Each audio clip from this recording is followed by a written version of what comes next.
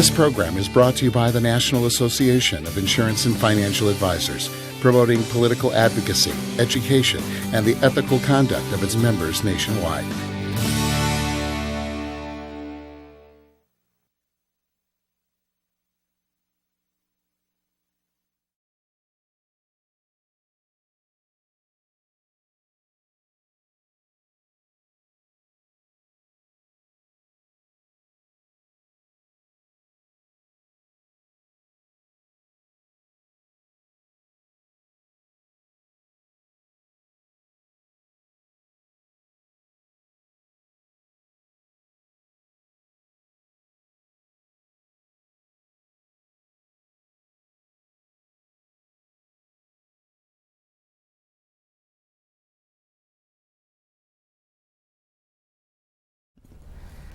Hi, welcome to another edition of NAIFA's Programs in a Box. I'm Dan Finley, President of Advisor Solutions. Advisor Solutions is a business development, consulting, and coaching service. We are in the business of helping advisors build a better business. That's what we're going to talk about today, building a better business, mastering the 8 most important facets of your business. Now, before we begin, I'm going to let you in on a little secret. It's a secret that took me years to figure out. But once I did, it completely changed the way I looked at my business and any challenges that I was going through. Here's what it is. For any challenge you've ever gone through in the past, for any challenges that you're going through right now, for any challenges that you will go through in the future, know this. There is always, always, always a solution. There's always a solution. And that's what we're going to talk about today. Now, it reminds me of when I was a brand new advisor back in 1993. And I didn't know what I didn't know. I didn't even know I didn't know it. It's called unconscious incompetence. It's the first level of learning. And you see, that's when you don't even know that you have a challenge. But I remember the day in 1993 that I realized that. I realized it because I was getting into work early that morning. And I was getting into work early that morning. And I was in the elevator, and the elevator doors were starting to shut. Now, I remember I was all alone, but I heard a voice say, "Hold the elevator." So I held the elevator, and in walked this guy that I had known. In fact, he was a veteran advisor. This guy had been in the business for 20 years, and back then, I actually thought 20 years was a long time. But at any rate, he looked at me and politely threw out a quick comment, "Hey, how's the business?" And I said, without even hesitating, it just came out of my mouth, something that changed my life forever. Here's what it is. I looked at him, and I said, without hesitating, I said, "I feel like I'm treading water and looking for land." Now, I don't know if you've ever been out on the ocean, but picture this. You're out on the ocean, and you're in the water, and you don't know which way land is, and the boat's gone. Now, you could swim this way and drowned, and you can swim that way and drowned. The point is, if you don't know what direction to go, you're lost, and you're probably in a lot of trouble. That's how I felt. So the elevator doors opened up, and he went off to the left, off to his big office, corner office, and I went off to the right to my small office that literally used to be a closet, and I sat there and I thought about what I said. And I thought to myself, I feel like I'm treading water and looking for land. And I thought to myself, I don't even know what I don't know. I've got so many challenges that I don't even know where to begin.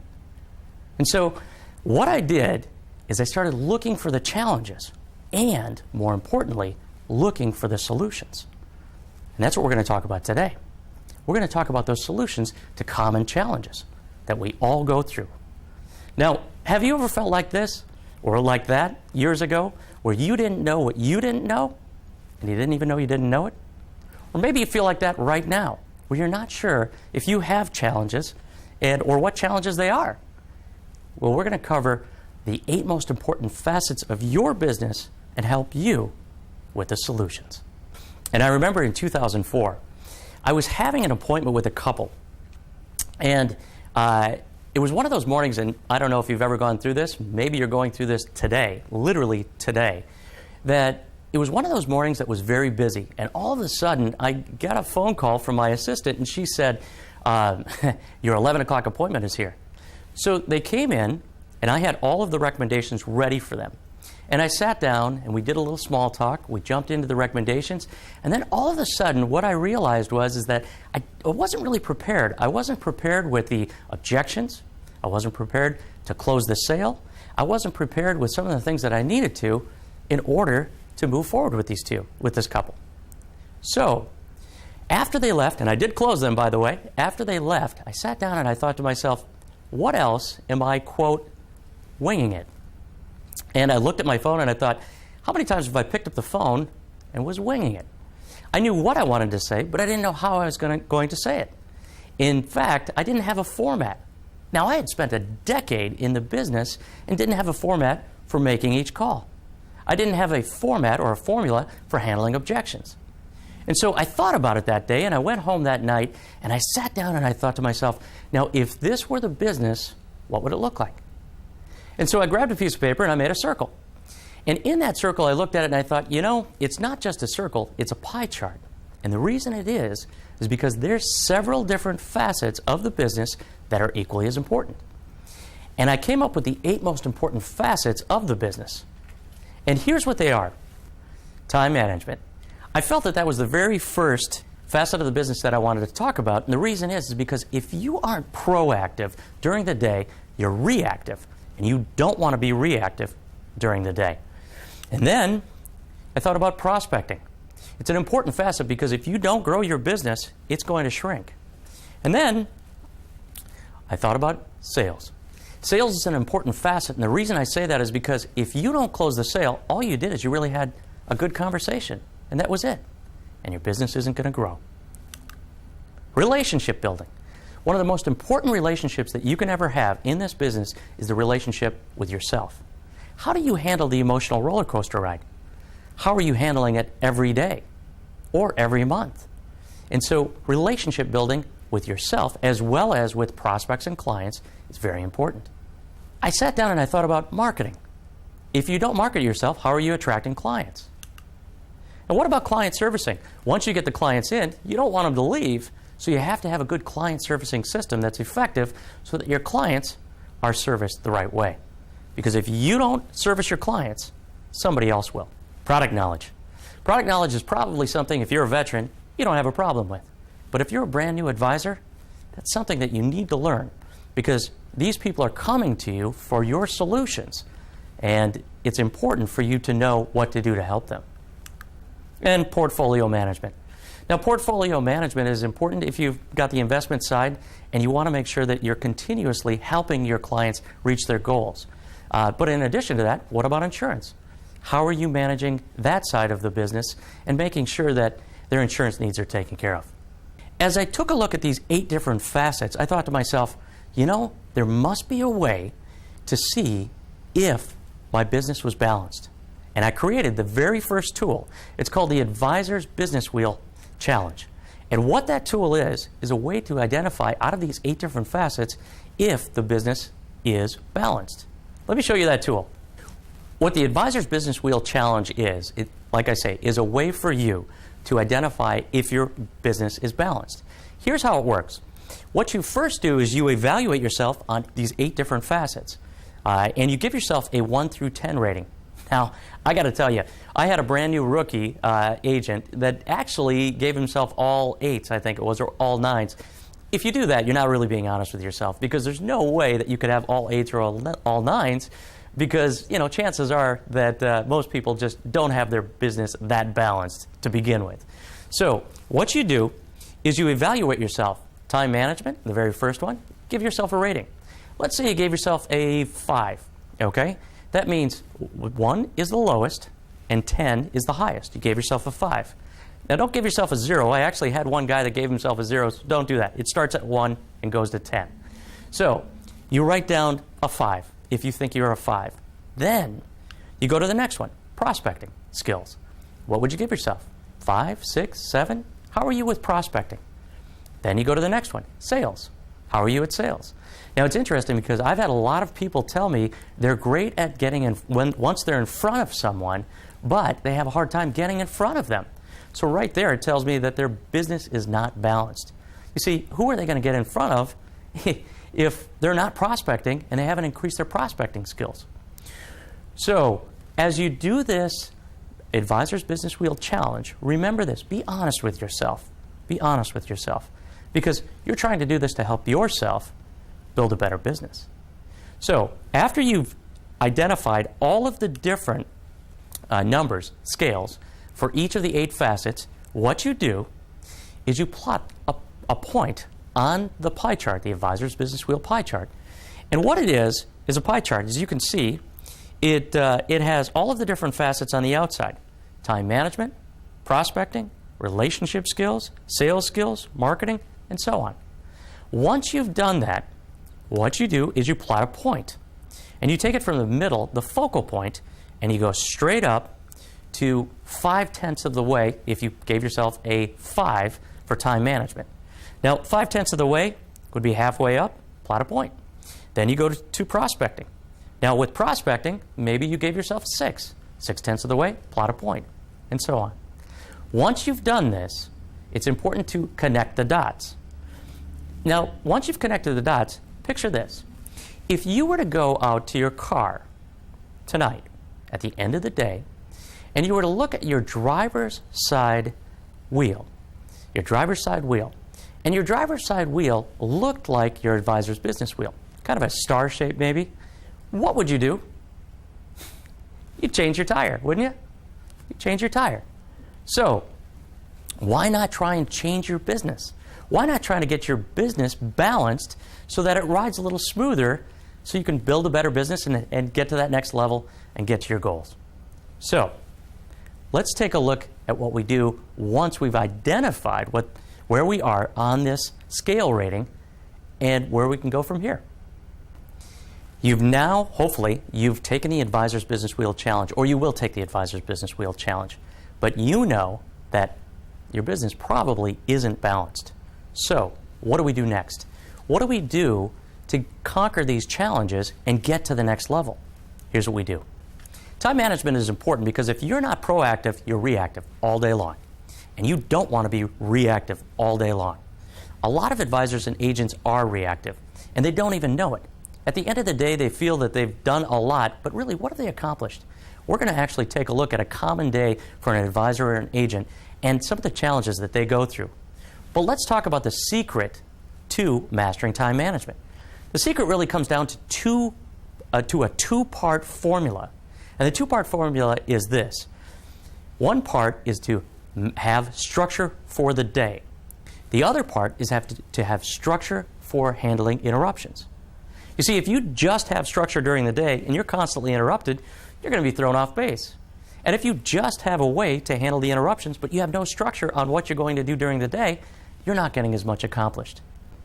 So, the solution for handling time management is that two-part formula, structure plus interruption tool equals mastering time management.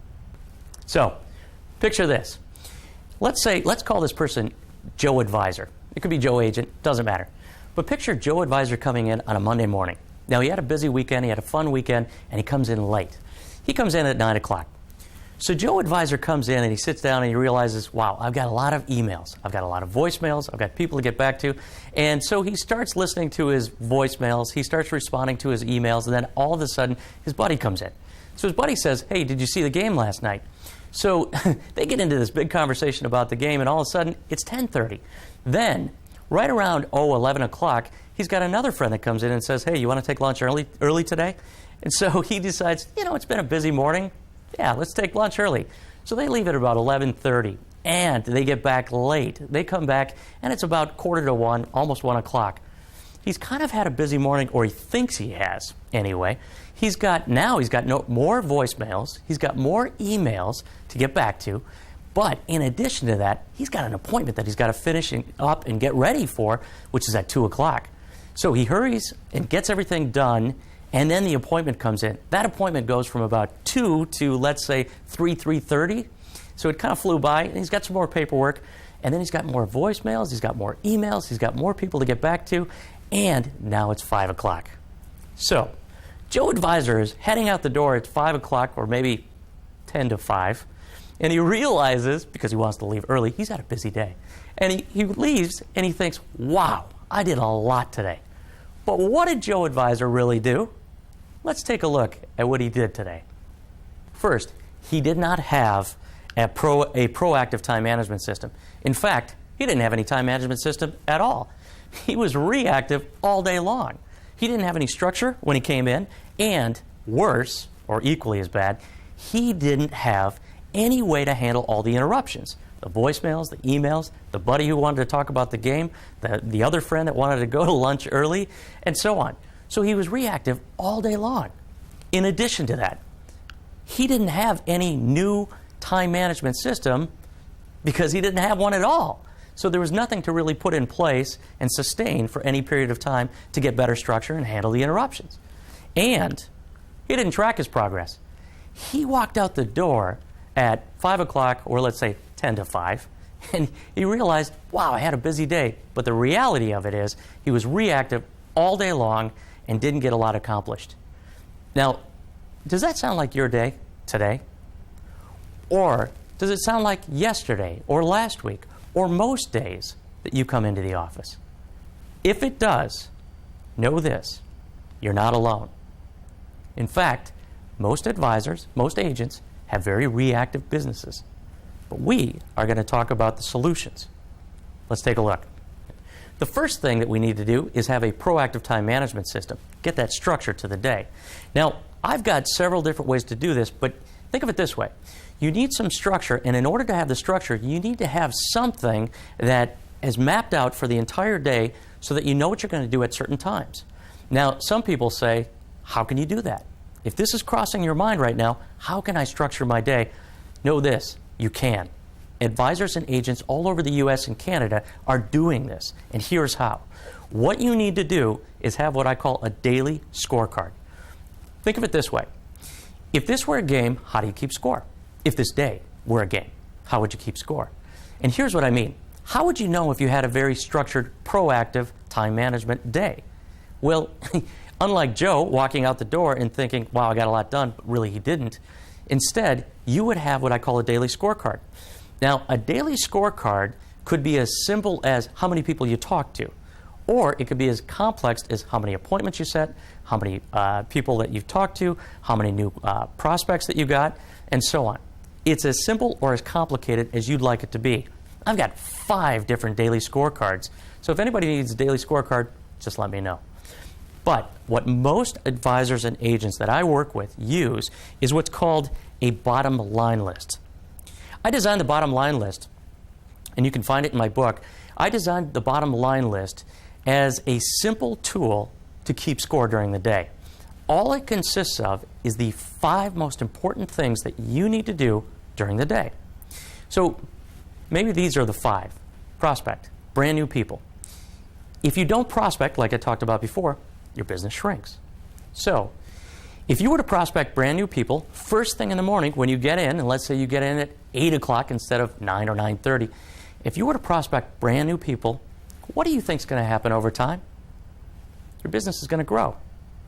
The second thing might be call people back. All the voicemails and emails that Joe Advisor or Joe Agent has, get back to those at 9, between 9 and 9:45. Now, there's a reason why I say 9:45 and not 10 o'clock. The way this game is played is this. You've got 45 minutes to do that bottom line activity. I call it the bottom line activity. And the reason I say only 45 minutes is this. You will get more done and be more proactive and get more accomplished if you have a break in between for about 15 minutes. 15 minutes, quarter to the top of the hour. And I've done this myself. I can go about 8 hours with these time management tool and not be wiped out at all. And the reason is because I've taken 8 15-minute breaks. So a break might be go grab a cup of coffee, or it might be walk away from your desk, or go talk to that friend about the game, but at the top of the hour, get back to your office. So if you use this bottom line list at the end of the day, in order to make this very effective for yourself, you need to reward yourself or punish yourself. Here's why. The carrot and the stick.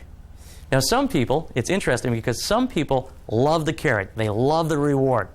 That's fine. Some people hate the punishment system. They would rather do anything than the punishment system. So when you combine those two, what you're doing is you're actually anchoring the activities. Because if we can anchor the activities of what you're doing during the day at specific times, what you're going to do is over time, you are going to develop great habits. And when you develop these great habits, what happens is you get to the next level and you build a better business. So what else could Joe Advisor or Joe Agent have done? They could have also tracked their time management system. If they tracked how many bottom line activities they got accomplished during the day, and let's say they did 4 out of 5, we're only talking about structure for 4 out of hopefully 8 hours that you're in the office. If you have structure for 4 out of 5 or 5 out of 5, let's say, hours during that day or 45-minute increments, reward yourself. If not, punish yourself. And on top of that, if you want to take this to a whole nother level, do this. Have an accountability partner. Somebody in the office, somebody in another office, your best friend, whoever it is, and email them at the end of the day and telling them that you rewarded yourself or you punished yourself for that structure. Now, I've done this with hundreds of people, and they've sent me hundreds of emails over the years. In fact, I've been coaching for 9 years now, and I was in production for 13 years. I know it works. It works because you have that structure and you know what to do. But I have to caution you, it won't work unless you use one more tool. Let me tell you why. I had an advisor one time say to me, your bottom line list works great. I love your bottom line list. It works from 8 to 8:30. And I said, what happens at 8:30? And he said to me, at 8:30, I get interrupted. So I realized there needed to be an interruption tool, a tool to make sure that anytime you get interrupted, you're not thrown off base from your bottom line activity. So I created a tool that I call the Time Matrix To-Do List. Here's why. When I created this tool, I literally had a 42-item to-do list. Now picture this, a 42-item to-do list. I don't know if you're going through this right now, but if you have a 42-item to-do list, you're pretty reactive.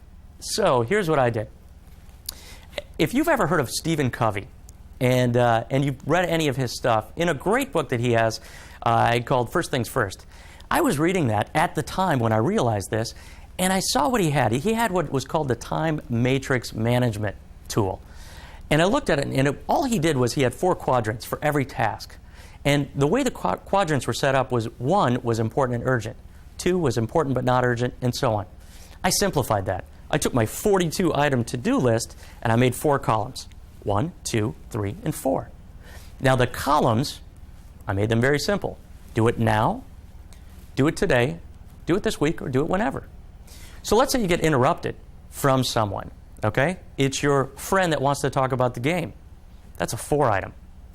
Whenever. I'm going to get back to him whenever, maybe at 1:45, maybe not.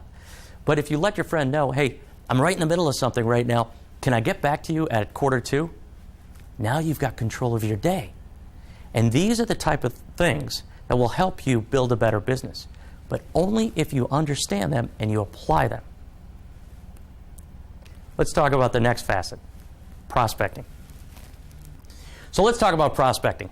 Prospecting is important. It's the second facet, and I thought it was almost the second most important thing that you should get done during the day. In fact, when I talked about the time management structure and the bottom line list, I make that the very first activity during the day, because if you don't do it right away, you may not do it. Now, you don't want to be an advisor that wakes up 5 years from now or 10 years from now, or worse yet, an advisor that literally said to me, I've been in the business for 24 years. And I said, that's great. And he said, I stopped prospecting 12 years ago. You don't want to be that person. So let's talk about mastering prospecting. And here's what I mean. The secret to mastering prospecting is to turn it into a game. Play the game daily and reward yourself. Now, I talked a little bit about that, the secret to handling prospecting. Because a lot of this stuff, these facets, bleed into each other, for lack of a better term. And so what we want to do is start prospecting right away. But what if Joe Advisor takes my recommendation, my solutions for time management, and he decides tomorrow he's going to start prospecting? Or, better yet, what about Jane Advisor in the next office? She's got good structure to the day, but she hasn't prospected in a long time, and now she's going to start. Picture this, and maybe this is you. Jane comes into the office, and the first thing she wants to do is prospect. So she sits down, and she picks up the phone, and she starts calling people. Now, she's calling people that have been in her computer for a long time. She's introducing herself. She's saying hello. She says where she's from, and she's got no structure for anything else. And so as she's making these calls and she's doing these dials, what she's realizing is that people don't want to talk to her.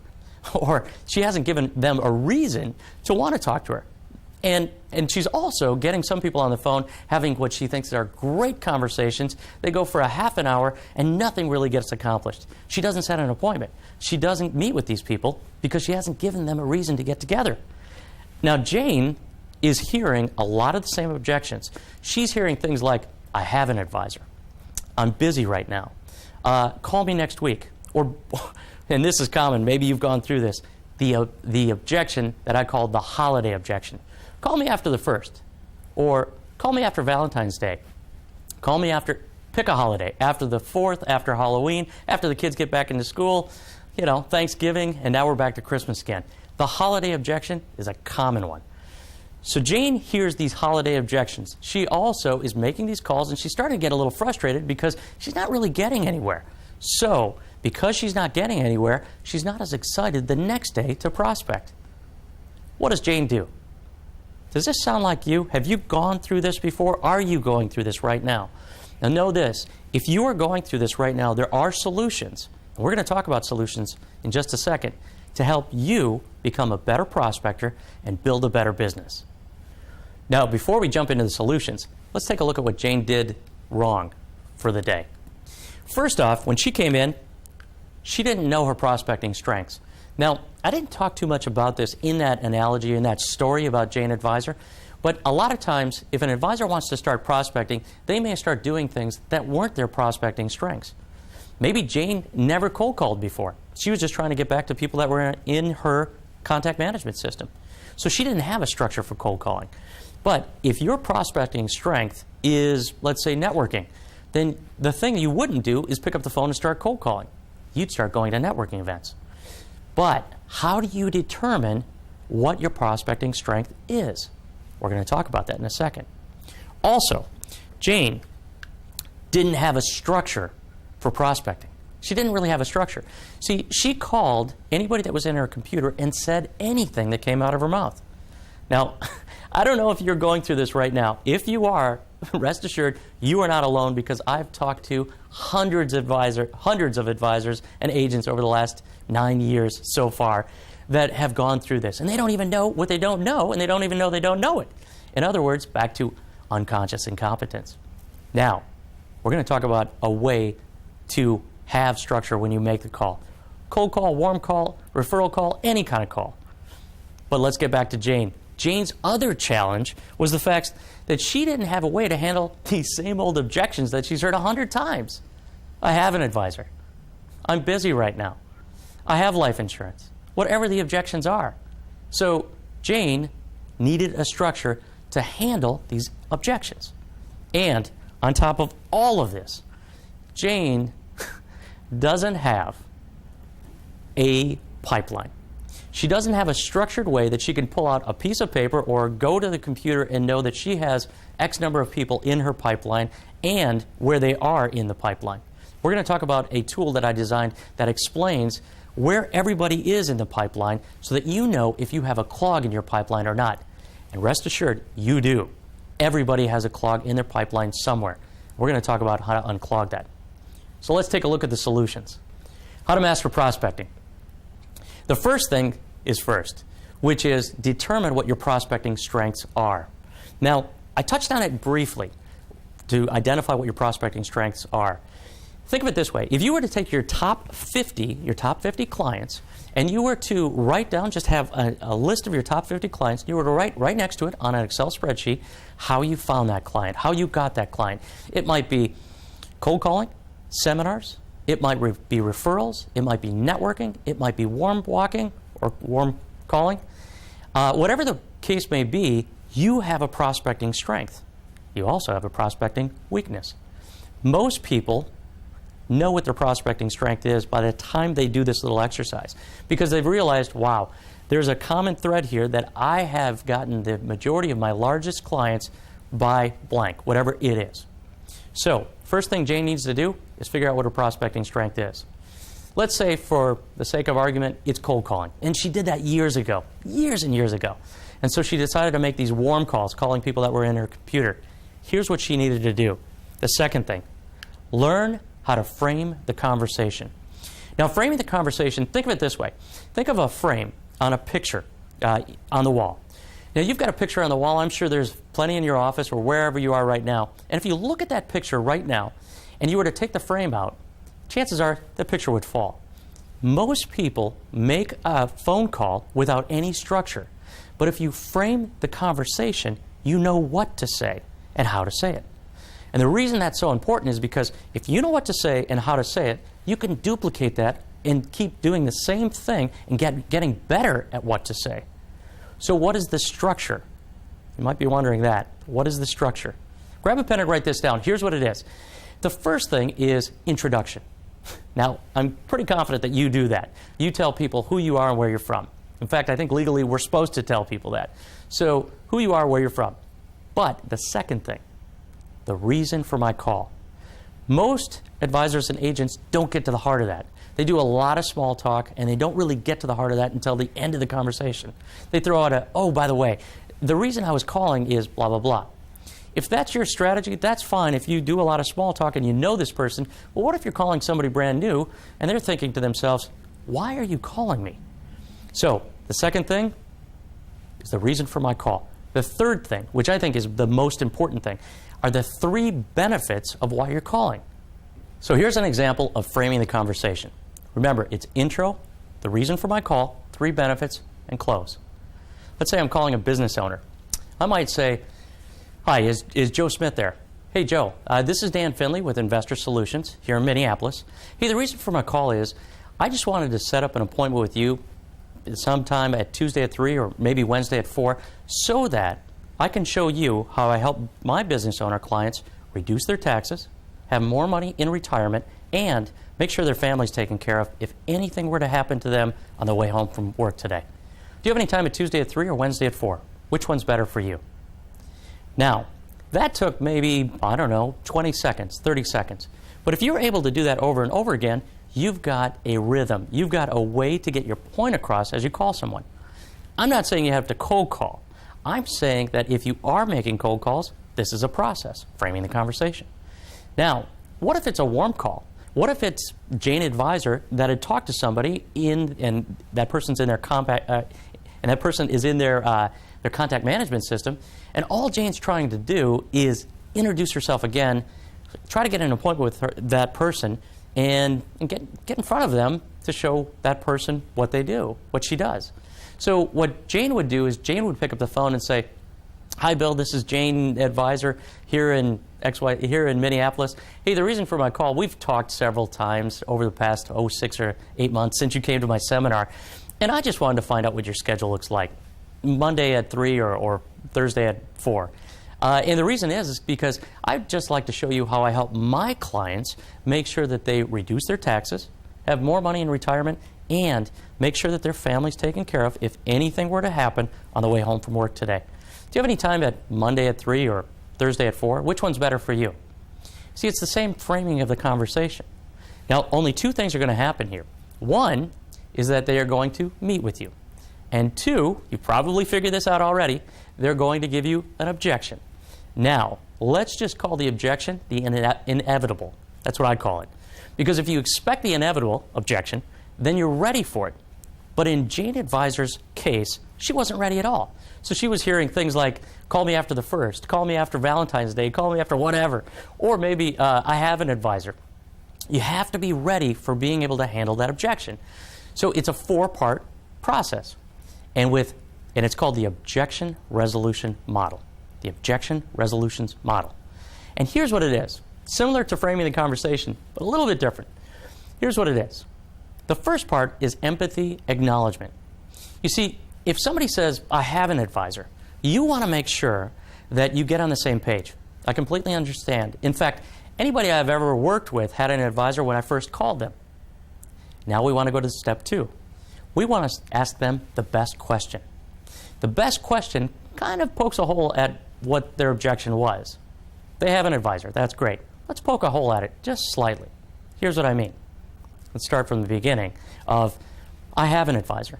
I completely understand. In fact, anybody I've ever worked with had an advisor when I first met them. But I'm kind of curious. If there was one thing that you could change about your relationship with your advisor, if you could change anything, what would that be? Now, what I've just done is poked a little hole. What I'm asking is for that person to tell me what they don't like about their advisor. So let's say Jane did that, and the response was, well, I never hear from him. Jane can come back with the third step, which is 3 benefits. Well, the reason I ask you that is because I have a client servicing system that I'd like to show you. My clients know how often I will call during the year. They know how often we will meet during the year. And in addition to that, second benefit. I'd like to show you how I help my clients reduce their taxes, if we can. And there are ways that and strategies that have worked for the last 20 years since I've been in the business. I just threw in a credibility statement, the last 20 years. Now, third benefit. Third benefit might be, and I'd just like to find out if anything were to happen to you on the way home from work today, will your family be taken care of? Close. Do you have any time at Tuesday at 3 or Wednesday at 4? Which one's better for you? Now, what I've just done is a 4-step process for handling the objections. Empathy acknowledgement, best question, 3 benefits, and close. It works. If it can work for a rookie, it can work for you. Now, the other solutions that Jane needs in her business is to have a pipeline, but not just any pipeline. I've designed a pipeline that helps you identify who is in the pipeline and at what stage they're in the pipeline. Here's why. If you just have a pipeline that has all the prospects' names on it, that's a good start, but it's a bad ending. And here's why. Because if you just have their names in there, you don't really have the notes on what you're talking about, and you want it all on one page so that you can look at it, or 2 or 3 sheets. Hopefully you've got 3 sheets of pipeline so that you can look at it and you know when you call them back, what did we talk about last time? In addition to that, you may have the life insurance case or the assets that they have in there. So you get an idea of how large a client they may be. But it's the column in there that I call CAP, Client Acquisition Process. Client acquisition process.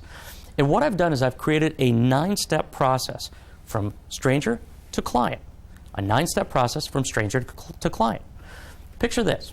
If we had a clear pipeline, a clear pipe, a piece of pipe, and we put a hose in the front, and we turn on the water, we can watch the water go through it, right? Picture this. The water goes through it. But what if I took a Sharpie, a magic marker, or whatever, and I made a couple of vertical lines on there? And at the very beginning, I write number 1. And then after that line, I put number 2, and so on, until the very ending is number 9. If we had that on there, I could say to anyone, and you could say to me, I've got a clog in my pipeline at step 3. I've got a clog in my pipeline at step 5. Now, the reason you want to know that is because you want to unclog your pipeline so it flows faster and you get more clients and grow your business to build a better business. So I've got this pipeline that has a column for CAP, Client Acquisition Process, 1 through 9. And at the bottom of it, I actually have a key that explains what all 9 steps are. So if you want that tool, let me know. Let's talk about the next facet. Mastering the sales process. This is an important facet, and the reason I say that is because if you don't master this process, all you're having is a good conversation. You see, if you have structure to your day, that's good. And you're handling your interruptions, that's great.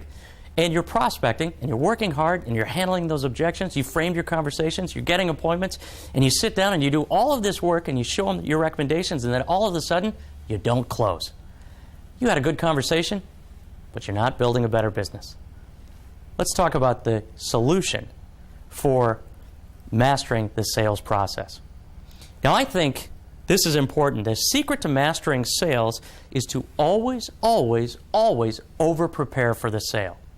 See, I've never had anybody in the last 9 years, and when I was in production for 13 years, I didn't feel this way either, that have ever said to me, well, I closed the deal, but I over-prepared for it. You can't. In fact, picture this. You need to over-prepare for the sales process. And here's why. Let me show you a day in the life of Joe Advisor again. We're going to talk about how he sells or doesn't sell. Joe finally sits down with someone because he's had a busy day, but he's getting more structure, which is good, and he's prospecting more, which is good, so he's sitting down with someone. Actually, it's a couple. He's got a couple in front of him, and the interesting thing about that is that these two people are opposites. Opposites attract. You've heard that before. So they're two different opposite people. He's sitting down with them, and he's asking them questions, but he really doesn't have any structure to the questions that he's asking. In fact, Joe has this legal pad where he's writing down the questions, and he's kind of winging it as he's going along. Not a good process. In addition to that, as he's going through this presentation and he's finding out more about them and he's explaining some of his ideas, they are lost. They have no idea what he's talking about. They have no idea what he's talking about because they've never seen these investment products. So he's already losing them. Now, let's say that they come back a week later and he's sitting down with them. And he's going over his recommendations and he's going into his presentation, and what he realizes is that he's not making a connection. In fact, again, opposites attract. So he's got two people here. One person is kind of what I call a commander. This is somebody that wants to get to the point, speaks in bullet points, wants results, that kind of a person. Now, opposites attract. So there's that spouse. It could be a man, could be a woman, doesn't matter which one. And that person is more of what I call a relator. That person is more of a feelings-driven person. That person just wants to be heard, understood. That person is sitting there and thinking, wow, Joe really isn't talking to me. Joe's talking to my wife. And so he doesn't feel good about that. So Joe goes through this presentation. He comes up with his recommendations. He really doesn't have a way to explain how to help them so that they get it. They don't really understand the investment vehicles that he's talking about. And all of a sudden, in fact, he feels neglected, the husband in this scenario. And all of a sudden, Joe thinks, well, I think they're going to do it, but he doesn't have a way to ask them for the order. He just hasn't really mapped out his close. So at the end of all of this, Joe says, what do you think? And that's his close. What do you think? And they say to him, we think we want to go home and think about it. Has that ever happened to you? Actually, has that happened to you today or last week? If it's happened to you, it's because, and it happens to a lot of people, it's because you're not ready for the close. You're not ready for the objections after the close as well. So, Joe has got some learning to do to get past these challenges. And we're going to take a look at the solutions right away. Now, before we get into the solutions, let's get a recap of the challenges that Joe Advisor had just gone through in his sales presentation, or lack of sales presentation. Here's what he did or didn't do. First off, he didn't know the right questions to ask or the way to ask better questions. See, he didn't have a structure. He came in with a legal pad and was just kind of winging it in the first appointment, so he really didn't get an in-depth conversation with them. We're going to talk about ways to be able to do that. Next, Joe didn't have a way to connect unfamiliar investment strategies and insurance products with familiar items that they can relate to. And if they don't relate to what you're explaining to them, they are not going to move forward. Because why would they? They've got concerns and they don't even understand what you're recommending to them. Next, Joe had no idea about their personality types. Joe looked at this couple and didn't really realize that she was a commander. She was the type of person that wanted the bullet points. She wanted to know that Joe was competent to help them get to where they want to go. He was a relator. He was a feelings-driven person, and Joe didn't know that all he wanted to do was be heard and respected and be included in the conversation. This happens a lot. And if you've gone through this, rest assured there are ways to move forward and solutions that will help you make a better connection with anybody in the room. In addition to that, Joe wasn't able to close the sale for a couple of reasons. One, he didn't really have a good closing process. He didn't know when to close. That's two. You see, I'm going to talk about strategies and solutions for knowing when to close. And it's important to know. And I'll talk a little bit about that and how prospects and clients, unbeknownst to them most or all of the time, don't really know that they're giving off signals of when they want to be closed. They don't even know it. But you should know it, because if you know it, then you'll know it's time to jump in and ask for the order. In addition to that, Joe didn't know how to ask for the order, and he didn't have several ways to ask for the order. And on top of all of that, he wasn't ready for what we talked about before, the inevitable, which is objections. You see, as we talked about in prospecting, if Joe would have been ready for the objection of, I want to go home and think about it, he could have came in and came back with his objection resolution model, which would have taken these people through a process to help them understand why maybe they need to move forward and why it would be good for them. So at any rate, we're going to talk about the solutions in just a second, and I'm confident that if you get these down, your sales are going to go through the roof, and the reason is because you are ready for the sale. And remember, if you don't get the sale, all you had was a good conversation. That's it. How to master the sale. Now, I talked about the challenges that Joe went through. Let's talk about the solutions. The first one, learn questions-based selling. Now, I didn't invent this. In fact, there's a great book out there by Neil Rackham, the author of, I believe it's Questions-Based Selling. And Spin Selling, the field book, is another great book that you could pick up. And what it is, it's a 4-step process with an acronym called SPIN, S-P-I-N. Now, for years, I've been in Barnes & Nobles and other bookstores, and I've seen this book, Spin Selling. And I thought to myself, I don't want to spin anybody into anything. It just kind of had a negative connotation to it. But the reality of it is it's an acronym to help you know how to ask better questions. And here's what that SPIN stands for. Situational-based questions. Those are questions where you're literally asking to find out the facts, the situation. How old are you? How long have you been in the business? How long have you been married? How much money do you have set away for retirement? What are your goals, your financial goals, and so on? See, Joe knew those questions because he'd been in the business long enough, but what he didn't know was the PIN. P stands for problem-based questions. Problem-based questions takes it a little bit deeper, takes the situation a little bit deeper by uncovering the possible problem or problems behind the situation. Here's what I mean. If you were to ask, how long have you been married? 25 years. When would you like to retire? In 5 years. How much money do you have set away for retirement? We've got blah, blah, blah. And you were just to say that, you're not having an in-depth conversation. But if you were to get to the next level, you would ask a question such as, well, what concerns you most about your retirement? In addition to that, what else concerns you? If there was one thing that you could change about your retirement strategy, what would that be? Why? See, these are types of questions that help get to the next level to uncover the problems that the prospect has, and so you can talk about your solutions to help them. I is an implication-based question.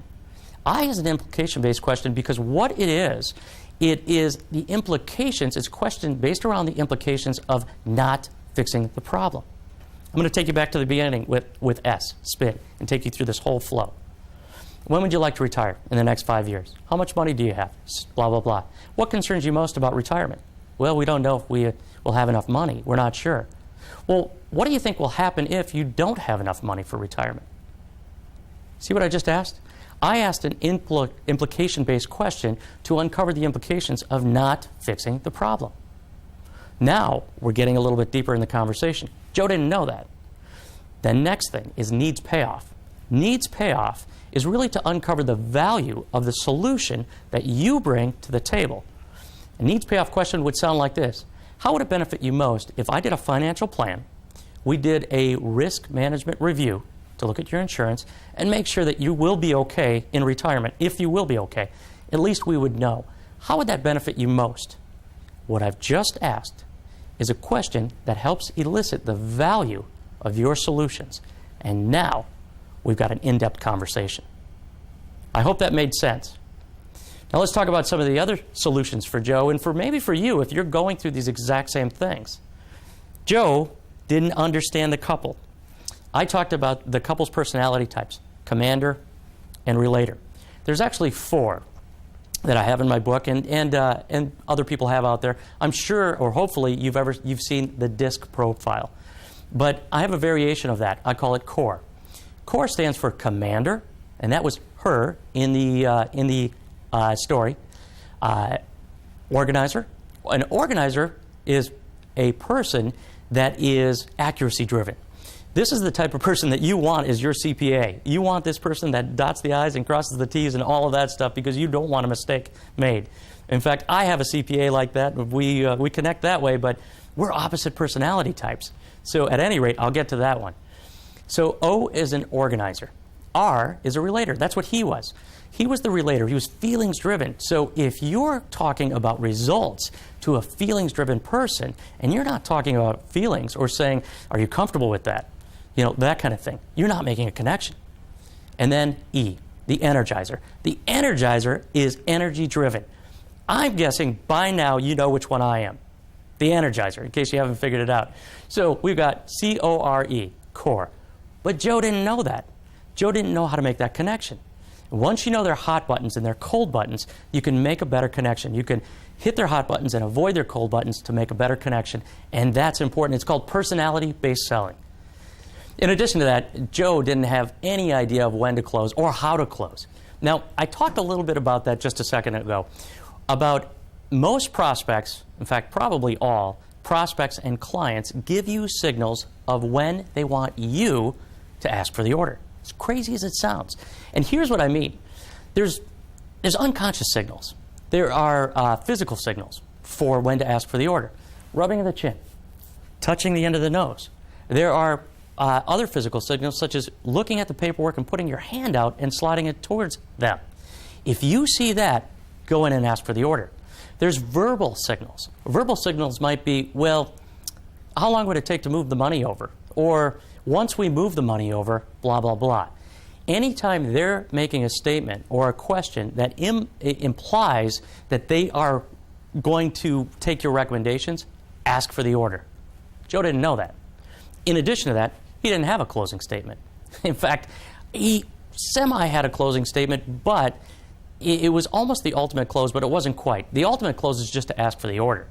Now, if I were to ask for the order from the relator, I would say, are you comfortable moving ahead? Because that's a feelings-driven person. If I were to ask the order to the commander, I might say, do you think these results are something that you're interested in moving ahead with? Results versus feelings. And I would ask these closing questions to each one of them. And I wouldn't start with the commander, I'd start with the relator, because what you don't know is they have their own communication as they're looking at each other, and it is a communication system that they've been doing, in this case, for 25 years of marriage. So it doesn't mean that just because that person's the commander, they're the decision maker.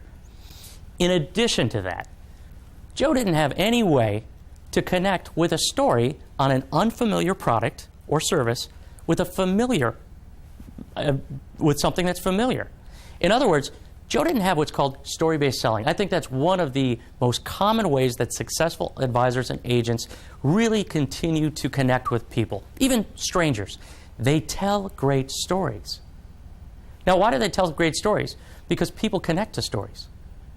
And I did a little research on this, and the research that I found was, and it's interesting, when we start with a prospect, the prospect is analyzing everything you're saying. They're analyzing what you're saying. That is the left brain. That's the analytical side. What kicks in are pictures, thoughts, emotions. That's the right side of the brain.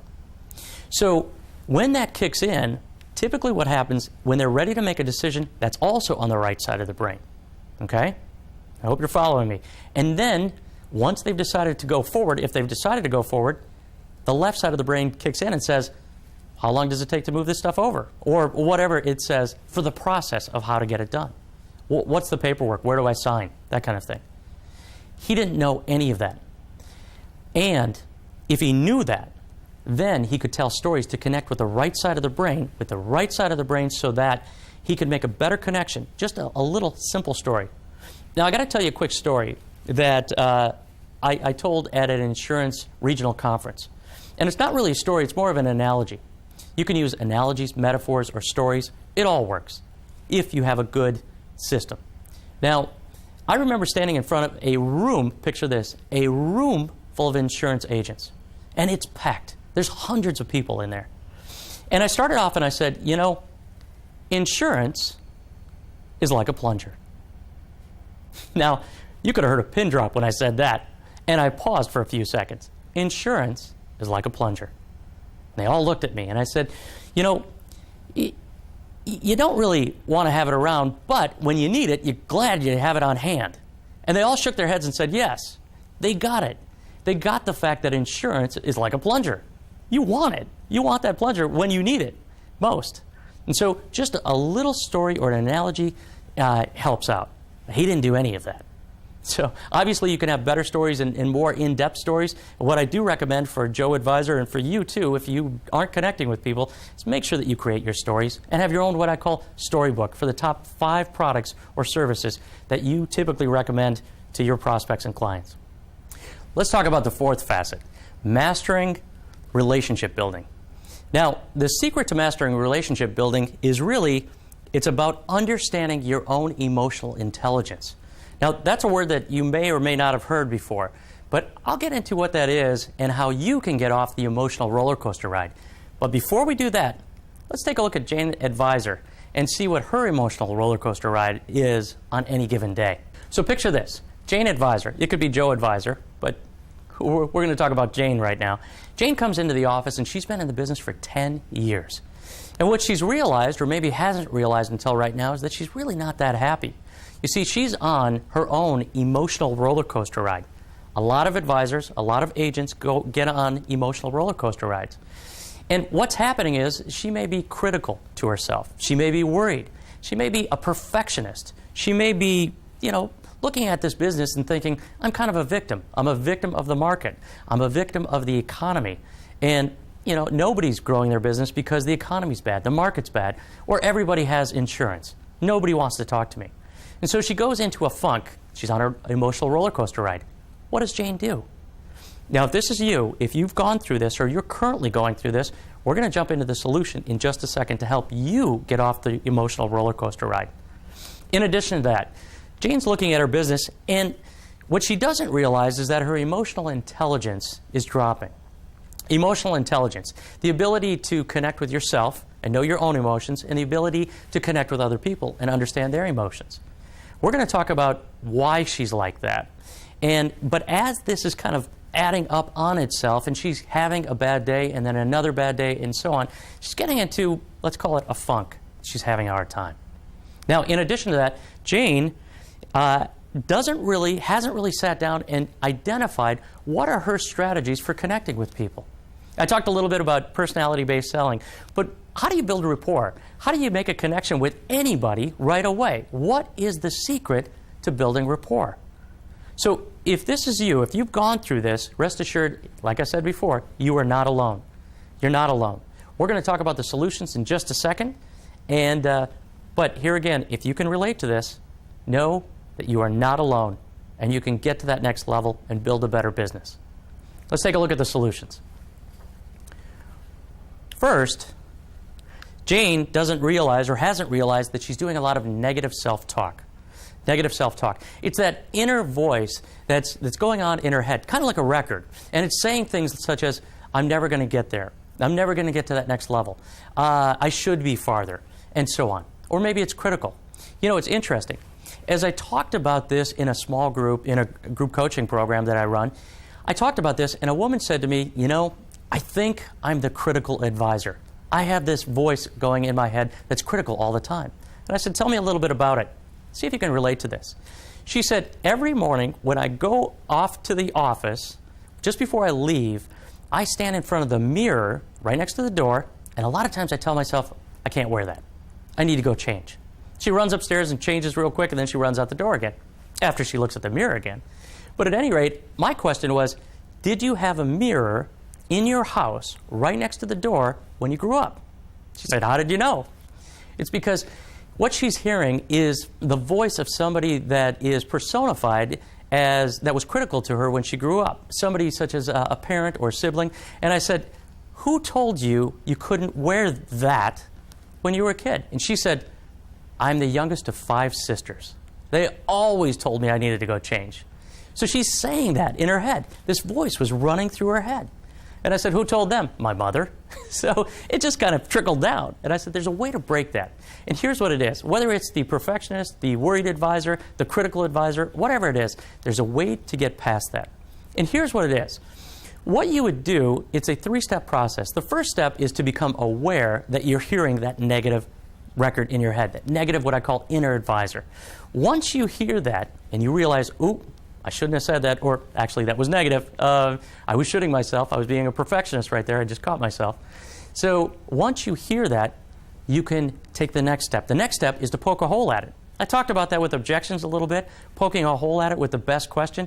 Well, what you'd do is you'd ask yourself a question to poke a hole at it. In other words, let me show you an example. I'm never going to make it in this business. What's the evidence that I'll never make it in this business? Now what I'm doing is I'm poking a hole at it. When have I ever not made it in this business? I've been in the business for the last 10 years. Jane could be telling herself that whenever she has that critical thought. I've been in the business for 10 years, and I've always made it. Now, what you need is something strong to back that up. You see, you can't get rid of the record. You can't get rid of the record because you're always going to have a record playing in your head. But what you can do is change the record. Here's how. You change the record by giving it what's called a positive counterstatement. A positive counterstatement. Now, a positive counterstatement is all of the information that backs up what you had just said to counter the negative statement. So let me go from the beginning. The beginning is, I'm not going to make it in this business, or I'm not making it in this business. Now I'm going to ask myself what's called the Socratic Question. I just said it just a second ago. Socrates had a way of asking questions where he'd have a rational question to decrease or diminish the belief system that was negative. And a question like this is, what's the evidence that I'm never going to make it in this business? In fact, I've been doing this for 10 years. What have I ever not made it in this business? Now, what you do is you back it up with a positive counterstatement. The positive counterstatement might sound something like this. While a bad month happens from time to time, it's not the end of my career. In fact, what I can do is just prospect more, have better structure to my day, know what I'm going to do when I call people, know how to handle the objections, and know how to close people to set that appointment. I can do this because other people in my business, in my office, are doing it, and I can too. All I have to do is use these processes. See, if you've got this written out, and I have a worksheet for it, a tool for it that's in my book, as well as if you want it, I'll send it to you. And it's a process to write down any time you have a negative statement, a negative inner advisor statement. And once you have that, you've got the process for the Socratic question, and then also, or you could call it the relief question, and also the positive counterstatement. Once you start writing these down, and you have them in a file, you can pull these things out and reinforce it to yourself by reading these over and over again. Pretty soon, Jane wouldn't have this challenge, because now what she's doing is she's reprogramming herself or changing the record. It works. I know it works because I've had stories of countless advisors and agents that do this and change their perception or their record that's in their head. Let's talk about some other solutions. Now, I talked a little bit about emotional intelligence. Emotional intelligence is the ability, like I said before, to understand your own emotions and understand emotions of other people that are around you. Now, there's five ways to increase your emotional quotient. You may have heard these. If you've ever read any books by Daniel Goldman on increasing emotional intelligence, or I think it's emotional intelligence in the workplace, he talks about 5 ways to do this. And one is emotional self-awareness. Now, I think emotional self-awareness is the foundation of all of this. You have to understand why you have the emotions that are going on. So if you were in a little bit of a funk, you would realize it right away. Something's going on. I'm critical. I'm negative. I just talked about ways to kind of get through that. Now, in addition to that, I have a tool called the 1-Minute Business Coach. The 1-Minute Business Coach helps you identify all your high points and low points during the day and understanding, well, what do I want to reinforce and what do I not want to reinforce going forward? It's an interesting tool that works. I've used it personally myself. It works. Now, that's the first one, emotional self-awareness. The second one is emotional management. Emotional management is, now that you know what's going on internally, what are you going to do about it? I just talked about a way to get through that, using that process of positive counterstatement, and so on. Once you know how to do that, you're managing your emotions better all day long. The third way to increase your emotional intelligence is self-motivation. Are you self-motivated? Do you feel self-motivated? Maybe you're not right now. And if this is you, where you're not motivated during the day, increasing your awareness of this, increasing your management of your emotions, and then getting back to that game that I talked about when I talked about prospecting will get you more motivated. Remember how I talked about the reward and the punishment system? That's a way to become more self-motivated and increase your emotional intelligence. In addition to that, the fourth way is becoming empathetic. Now, not to sound sexist or anything, but I've found, and I've done this for over 9 years coaching financial advisors and agents, I've found that of these 5, the fourth one, I find a lot of women advisors and agents that feel that that is their strong suit, to be more emotionally empathetic. And I've just found that over time.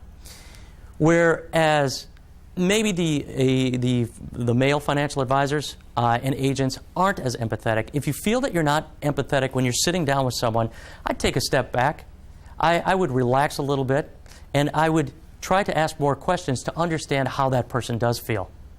Remember how I talked about sitting down with a couple, and when that advisor in our story, I think it was Joe advisor, didn't really make that connection with that person that was results-driven? Well, the reason was because he wasn't very empathetic, and that's exactly what that prospect needed. Empathy. The fifth thing is putting it all together in what I call relationships under management. Now, if you consider yourself a financial advisor, you may have heard this over and over again, which is assets under management. AUM, assets under management. If you're an agent, maybe that's not as important to you, but the point is, I don't even think it's about assets under management. I think it's about relationships under management, and let me tell you why. If you don't get the relationship with the person you're sitting down with, you're never going to get the business. The assets, the insurance, you're never going to get it. So in order to get the relationship connected, you have to increase your emotional intelligence with any of these 5 or all of these 5 ways. So it's important to know what's going on internally and how to manage all of these things to really make a better connection. Now, there's one other thing, rapport.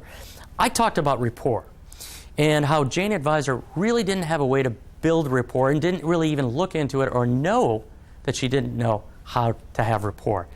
Now, the interesting thing about rapport is that most people, back to unconscious incompetence, don't know what they don't know. And they don't even know they don't know it. As I research rapport, here's how people build rapport. Picture this. The next time you go out to a restaurant, look around the room. I want you to look around the room. Here's what you're looking for. You're looking for people that are mirroring each other.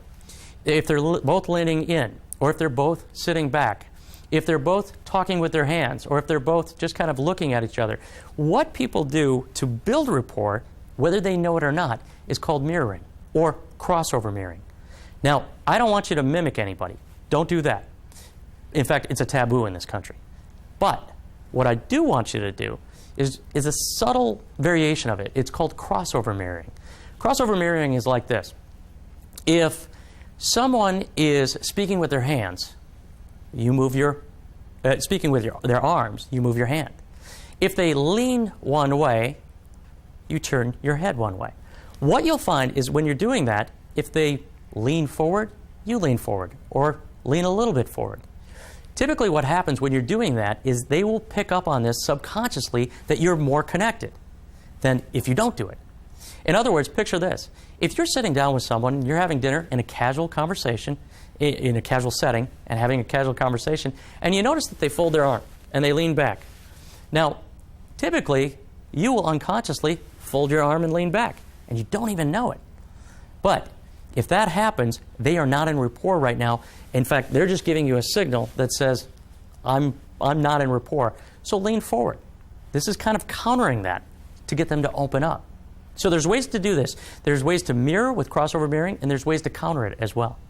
So what Jane Advisor should do, just to summarize this, is to make sure that she applies all of these activities to increase her emotional intelligence and make a better connection.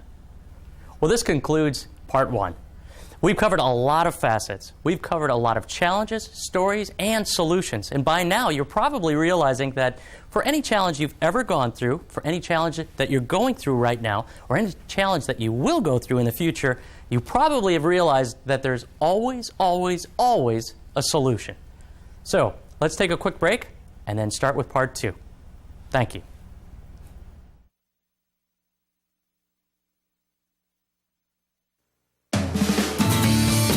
Thank you for participating in this program. For more information regarding products, programs, services, and other NAIFA member benefits, visit www.naifa.org.